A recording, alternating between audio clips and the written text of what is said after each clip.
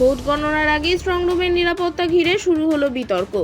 দড়ি বেয়ে এক যুবকের স্ট্রংরুমের ছাদে ওঠার ভিডিও সামনে এনে প্রশ্ন তুলেছেন বর্ধমান উত্তরের বিজেপি প্রার্থী সঞ্জয় দাস। অভিযোগ, গভীর রাতে ওই যুবক দড়ির সাহায্যে গণনা কেন্দ্রের ছাদে উঠে পড়ে।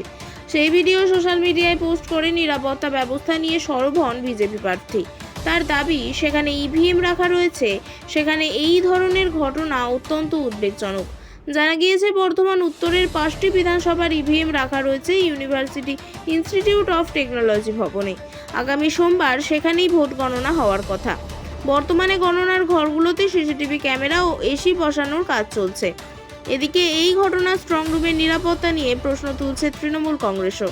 তবে অভিযোগ অস্বীকার করেছে জেলা নির্বাচন দপ্তর। তাদের দাবি, নিরাপত্তায় কোনো খামতি নেই, টেকনিক্যাল কাজের জন্যই ওই ব্যক্তি ছাদে উঠেছিলেন। ঘটনাকে কেন্দ্র করে শুরু হয়েছে রাজনৈতিক চাপানুতোর। এত বড় বিল্ডিং এর উপর থেকে 4-5 জন দেখছি বিল্ডিং এর উপর থেকে টপকাচ্ছে। বিল্ডিং এ বিকট শব্দ আসছে। উত্তর বিধানসভার যে ইভিএম গুলো রাখা আছে সেই বিল্ডিং এর পাশ থেকে বিকট জোরে জোরে শব্দ আসছে।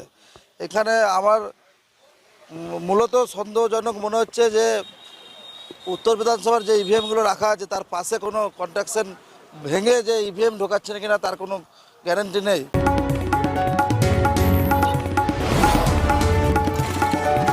আপনারা দেখছেন ইনফো পালস বেঙ্গল, সত্যের স্পন্দন, বাংলার কণ্ঠ।